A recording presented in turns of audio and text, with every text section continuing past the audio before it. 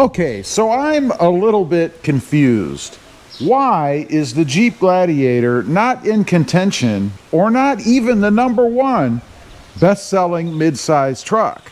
Right now, still currently, the Toyota Tacoma is the #1 selling mid-size truck. And I'm starting to wonder, I've got both, obviously. I got this Jeep Gladiator recently. It's a 2025. It's the lower trim level. It's just a Sport Nighthawk edition.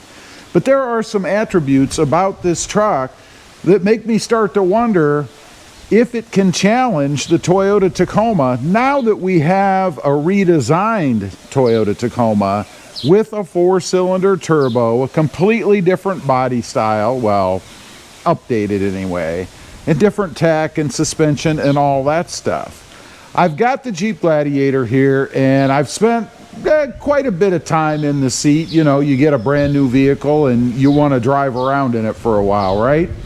So there are a few things that I think can challenge the Tacoma. First of all, the Jeep Gladiator is just as capable, some would argue more capable, than the Toyota Tacoma is off-road. I mean, it's a Jeep, right?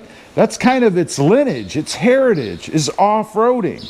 And the Gladiator upholds that. Certainly capable. Now, I'm not a big-time off-roader, not because I don't want to, but simply because I just don't have the opportunity.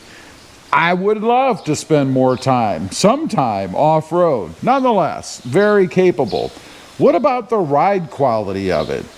I would say that the ride quality of the Jeep Gladiator is probably better, if not at least equal to the Toyota Tacoma. They've done a good job with the Gladiator. The Tacoma is new and it's a little bit more stiff depending on what trim level you go with. What about mod options? One of the things that we love to do with the Tacoma, of course, is mod it. Bigger wheels and tires, different suspensions, lifts, all that kind of stuff. It can lead to issues. With the Jeep Gladiator, you can put bigger wheels and tires on it if you want without really having to do any kind of a lift or anything. I mean, look at how much room we have. Now, first of all, let me say, I did put the short stubby bumper on here, so I really don't have a clearance issue in the front. The only area I would maybe have a clearance issue would probably be behind the tire next to the fender, and look at how much room I have there.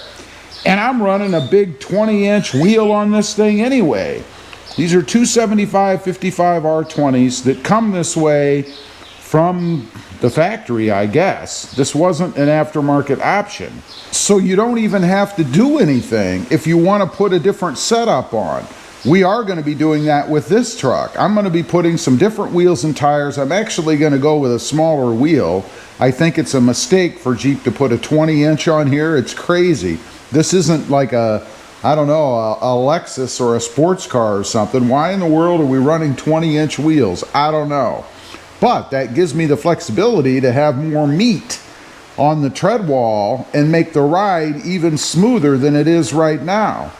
What about power? I mentioned the engine. Right now we've got a V6 naturally aspirated engine in the Jeep Gladiator. In the Tacoma, we've got a 4-cylinder turbo, which has been a huge point of contention amongst Toyota Tacoma owners.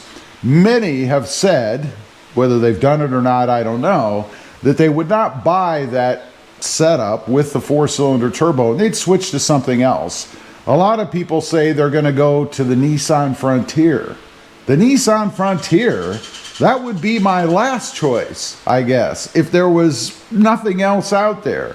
But anyway, the Jeep Gladiator's engine is awesome. It's nice and smooth. It's quick. Acceleration is fantastic. It has little, if any, lag in it. Slap a pedal commander in it, and it's even better. It's awesome. By the way, I don't think there's any reason to tune the Jeep Gladiator. A throttle controller takes care of that. Now, if there is one drawback, I guess, to the Jeep Gladiator when it comes to, it's not really the engine power, electrical, is the auxiliary battery. Jeep, for some reason, after all these years, is still putting an auxiliary battery in the truck that is prone to failure and problems. the auto stop system. Now, the new Tacoma, depending on which model you get, does come with the auto stop system as well. I don't know that there's any version of the Gladiator you can get without the auto stop system. Now, there are aftermarket solutions, a little plug-in harness kind of thing that you can put in that remembers the last setting. So you can turn it off once by pushing the button and it will always stay off.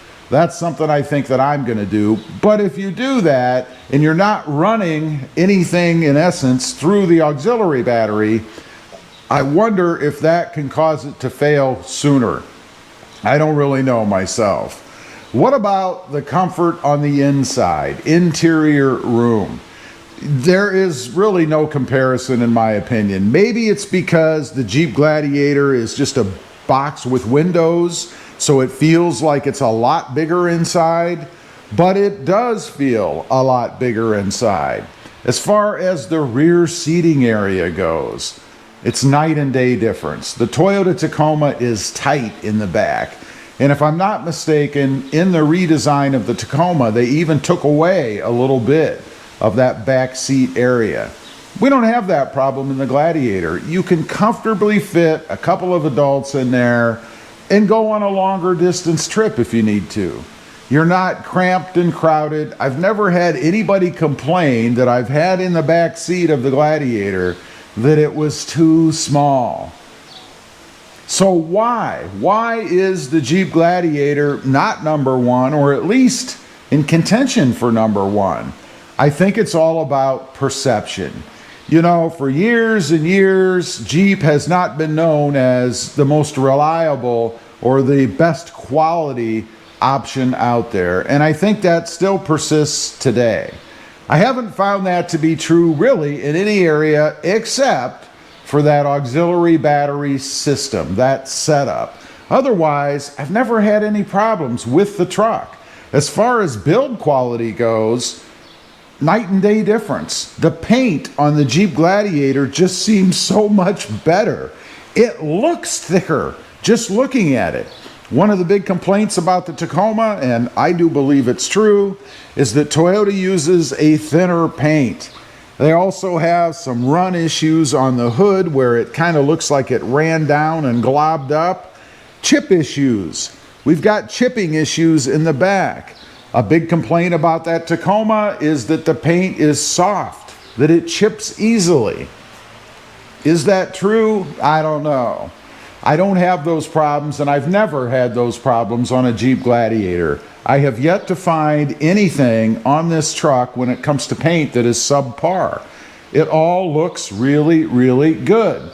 So we'll see. It'll be interesting. Now that Toyota came out with the new Tacoma, maybe they've evened the playing field a little bit for Jeep. Maybe we will start to see some gains made when it comes to who sits at number one.